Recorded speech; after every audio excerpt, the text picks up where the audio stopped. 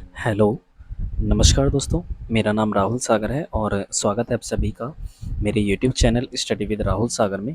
देखिए दोस्तों, मैं इस वीडियो में कुछ चीज़ें क्लियर करने वाला हूँ। जैसे कि आप सभी को पता होगा कि 9 अक्टूबर के बाद 13 अक्टूबर को बीएड वर्सेस बीटीसी के मामले में जो दीपांकर गौरव जी के द्वारा एक एसएलपी दायर की गई थी, उसके ऊपर सुनवाई हुई थी और उस सुनवाई को लेकर के काफ़ी तरीके की अफ़वाहें फैलाई जा रही हैं, जिसको लेकर के मैं क्लियर करूँगा और कुछ चीज़ें बताऊँगा आपको कि बीएड की जीत किस तरीके से निश्चित हो सकती है। तो चलिए दोस्तों, वीडियो की शुरुआत करने से पहले आप सभी से एक रिक्वेस्ट है, अगर आपने अभी तक मेरा चैनल सब्सक्राइब नहीं किया है तो प्लीज़ चैनल को सब्सक्राइब कर लीजिए और बेल आइकन को प्रेस कर लीजिए ताकि जो हमारे आने वाली ऑथेंटिक अपडेट्स हैं उनको आप आसानी से देख सकें, सिंपल वर्ड्स में। ठीक है दोस्तों, तो चलिए शुरू करते हैं आज के अपनी वीडियो को।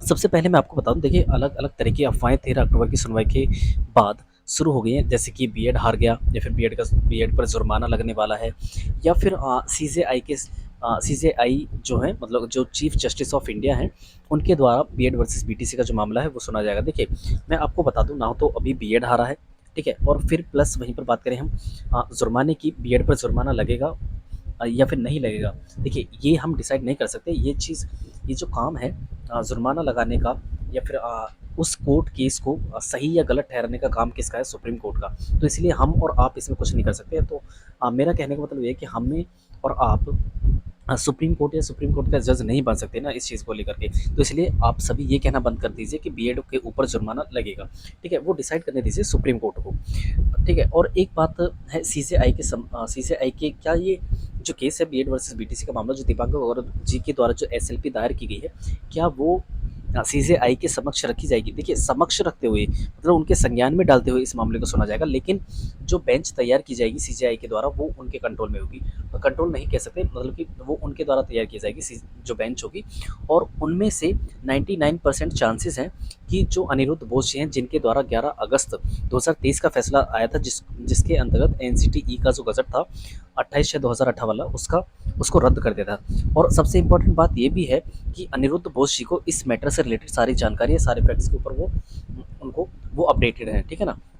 तो इसलिए अब सभी को पता होगा कि 9 अक्टूबर को जब बिहार सरकार की एसएलपी दायर की गई थी सुप्रीम कोर्ट में पटना हाई कोर्ट के फैसले के खिलाफ, तो उस समय क्या हुआ था, वो जो एसएलपी दायर की गई थी उसको सुना था जस्टिस एएस बोपन्ना जी की बेंच में। तो जस्टिस एएस बोपन्ना जी ने क्या कहा था कि हम इस मैटर को सुनने के लिए एप्रोप्रिएट बेंच नहीं है, तो हम क्या करते हैं, इस केस को ट्रांसफ़र कर देते हैं जस्टिस अनिरुद्ध बोस जी की बेंच में। तो उस समय क्या किया था, बिहार सरकार ने अपनी एसएलपी को विड्रॉल करके, क्योंकि ये कहते हुए कि हम अब नए सिरे से क्या करेंगे, इस केस का प्रोसेस को चालू करेंगे, ठीक है? क्योंकि उन्हें पता था कि 13 अक्टूबर को दीपांकर गौरव जी के द्वारा जो एसएलपी लगाई गई है उसकी सुनवाई होने वाली है। तो इसी चीज़ को लेकर के सीजे मतलब जो 13 अक्टूबर को जो एसएलपी दायर की गई थी, मतलब 13 अक्टूबर को जिस एसएलपी की सुनवाई थी दीपांकर गौरव जी के द्वारा जो लगाई गई थी, उसमें भी पार्टी था बिहार सरकार, ठीक है ना? तो इसलिए वो उस मतलब उसने क्या किया था, बिहार सरकार ने वो एसएलपी विड्रॉल कर ली थी 9 अक्टूबर को वाली, ठीक है? मतलब 9 अक्टूबर को जिसकी सुनवाई हुई थी, तो उसको विड्रॉल होने के बाद क्या हुआ, 13 अक्टूबर में भी जो दीपांकर गौरव जी के द्वारा जो एसएलपी दायर की गई थी सुप्रीम कोर्ट में, बिहार सरकार और मतलब बिहार बीपीएससी के जो शिक्षा बहाली थी उसको लेकर के, तो वो भी जो बेंच गई थी, मतलब उसमें भी उस मैटर को किस बेंच के द्वारा सुनाया गया था, जस्टिस एएस बोपन्ना जी उसमें थे। तो यही चीज़ उस दिन घटी कि उन्होंने अब क्या कर दिया है, उन्होंने फाइनली इस केस को ट्रांसफ़र कर दिया है जस्टिस अनिरुद्ध बोस जी की बेंच में। अकॉर्डिंगली एक उसके बारे में जो ऑर्डर है मैं आपको आगे बताऊँगा क्या-क्या चीज़ें हुई हैं। उसकी डिटेल्स में आपके सामने मैं रखूँगा, उसकी जो डॉक्यूमेंट्स हैं। देखिए, ये सामने आप देख सकते हैं स्क्रीन पर।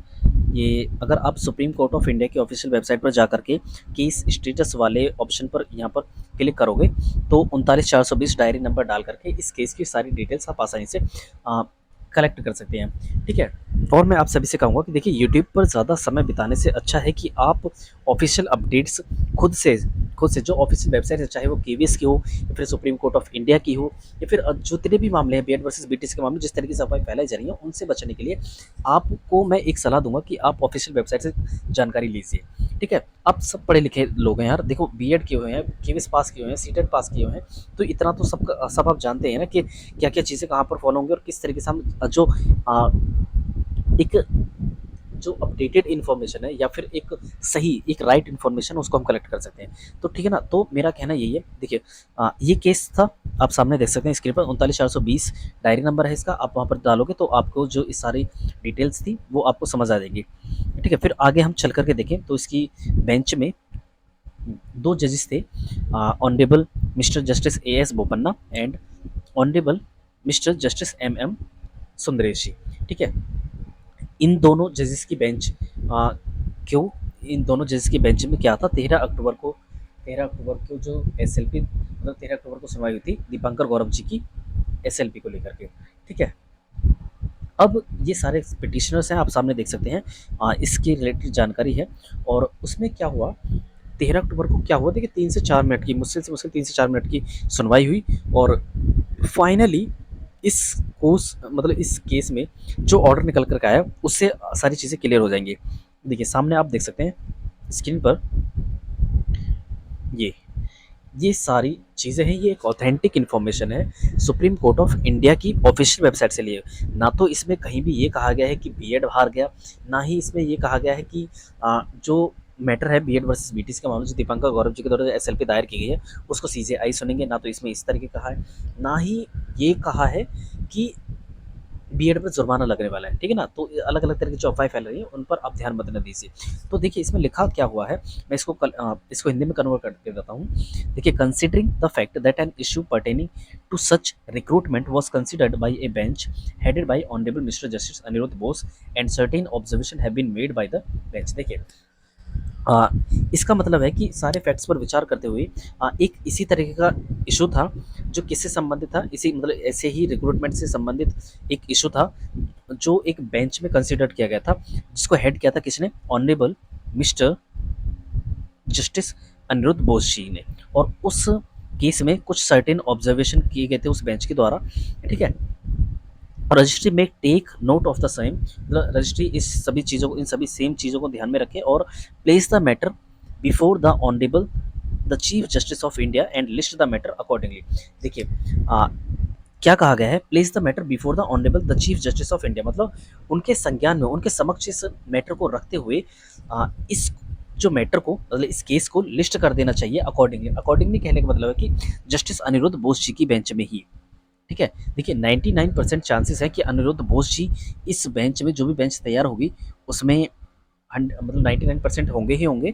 और फिर प्लस सीजे आईजी के समक्ष रखते हुए इसको उनके संज्ञान में रखते हुए इस मामले की अब सुनवाई होने वाली है। बस केवल इतनी सी ही बात हुई है, ना इसमें कहीं ये कहा है कि बीएड हारा है, ना इसमें बीएड के ऊपर जुर्माना लगाया गया है, और ना ही सीजे आईजी जो है इस मामले को सुनने वाले हैं। हालांकि उनके समक्ष रखा जाएगा, उनके संज्ञान में डाल करके ये चीज़ें, एक कोर्ट का प्रोसीजर होता है ना, वही सारे प्रोसीजर फॉलो होंगे।